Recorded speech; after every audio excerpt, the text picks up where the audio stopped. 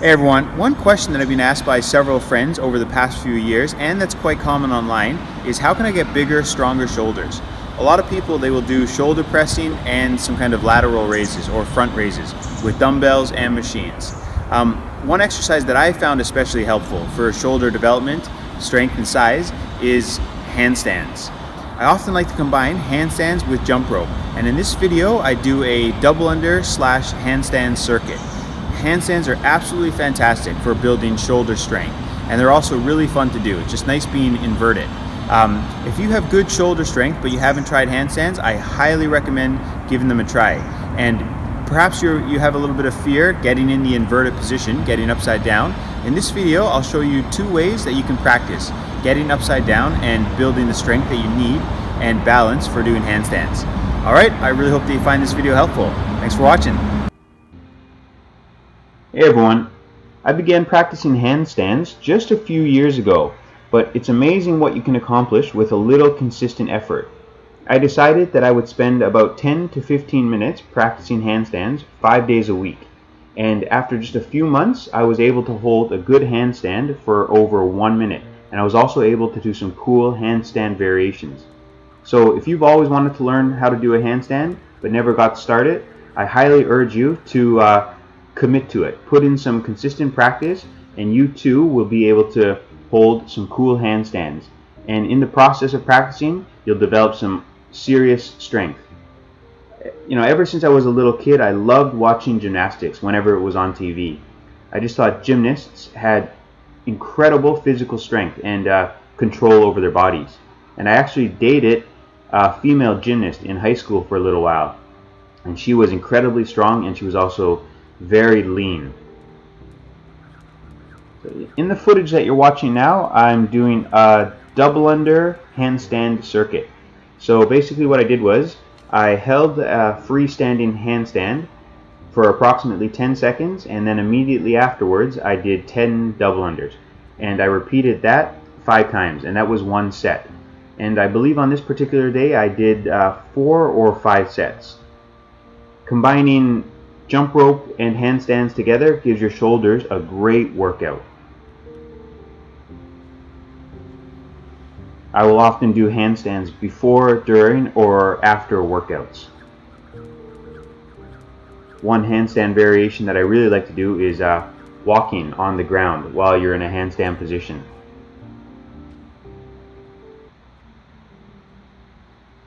And even though shoulder strength is important when you're doing handstands and you need to have good core strength, it's amazing how much the hands are involved when you're in a handstand position.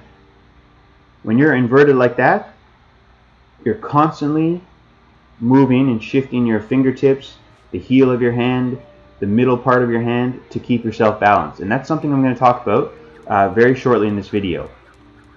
And I'll also give some tips and techniques that you can use to help maybe get over the fear of being upside down and to help build the strength and balance that you need to do a handstand.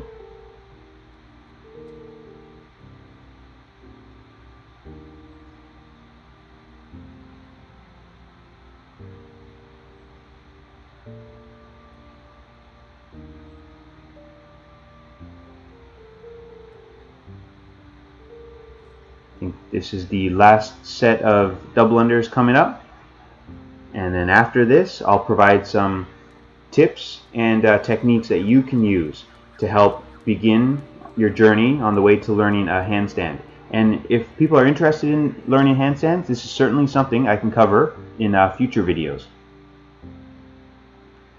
So if you want to begin practicing handstands, this is a very good technique to build the strength that's needed and also helps you get over any fears of being upside down. This is called a wall walk.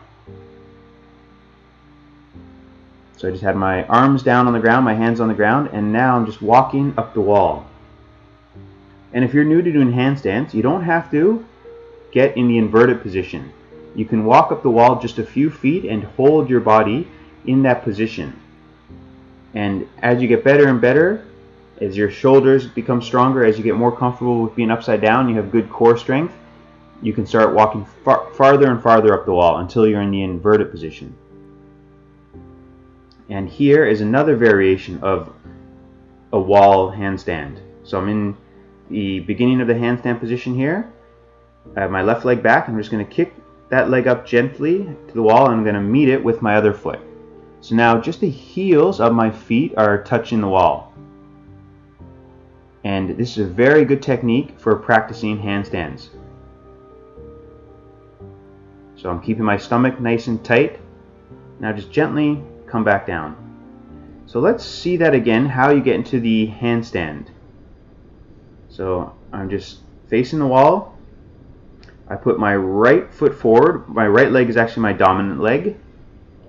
And I'm just going to reach down a few inches in front of my face with my hands. My left leg is back now. And notice that just the toes and the balls of my feet are on the ground.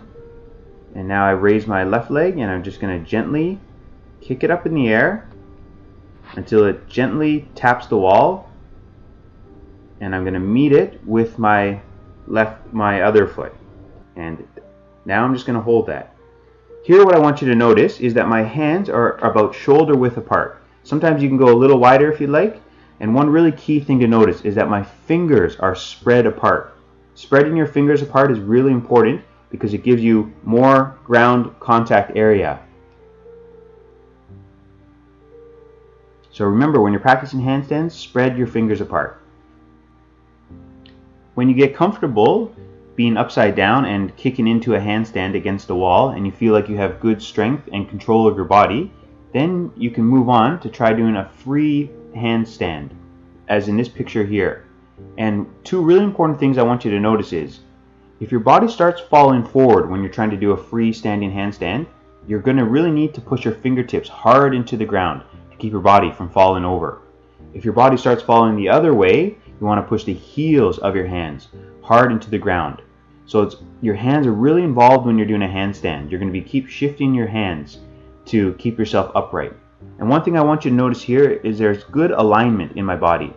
My wrists, my elbows, my shoulders, hips, knees, and ankles are in a pretty good line there. And here in this picture, the stars represent key points of contact when you're doing a handstand. And I want you to notice the area with the arrow pointing to it. When you're in a good handstand, when your body is quite straight, that part of your hand will be pushing against the ground a lot. And of course, the fingertips, the thumb, and the heel of the hand will also be involved. But once you get into a good handstand position, the area under the first set of knuckles will be key to push against the ground. Okay, and here are just some handstand pointer reviews. So if you're interested in learning more about how to do handstands, this is something I would definitely cover in a future video. And I really hope you found this helpful. Until next time, thanks for watching.